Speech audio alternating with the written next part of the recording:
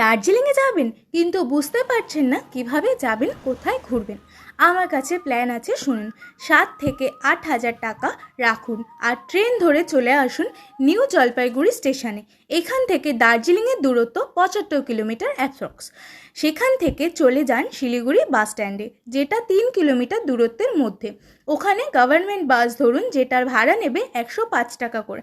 না হলে স্টেশন থেকে আপনারা ডাইরেক্ট যেতে পারেন, তার মূল্য মাথা পিছু 350 টাকা করে।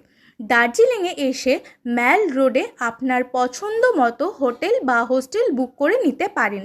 হোস্টেলের ভাড়া আপনার 400 থেকে 500-র মধ্যে চলে আসবে, আর হোটেল পড়বে 1500 থেকে 2000-এর মধ্যে। আর আপনি বেস্ট লোকাল ফুড ম্যাল রোডেই 150 থেকে 200-র মধ্যে পেয়ে যাবেন। আর আপনার ট্রিপ 2 থেকে 3 দিনের হতে পারে, তাই ঘোরার জন্য শেয়ারিং গাড়ি বুক করে নিন, যেটা আপনার 300 থেকে 500 টাকার মধ্যে চলে আসবে, যার মধ্যে আপনি 5 থেকে 7টা স্পট কভার আপ করতে পারবেন। তারপর যেখান থেকে আপনি উঠেছেন আবার সেখানেই গাড়ি ড্রপ করে দিয়ে যাবে আপনাকে। বিকেলে আপনি ঘুরতে যেতে পারেন এখানে লোকাল মার্কেটে। এখানে প্রচুর দোকান আছে, আপনার পছন্দ মতন আপনি শপিং করতে পারেন। ইভিনিংয়ে এখানকার স্ট্রিট ফুড ট্রাই করতে পারেন। আর নেক্সট ডে কী করবেন জানতে হলে আমাকে সাবস্ক্রাইব করুন।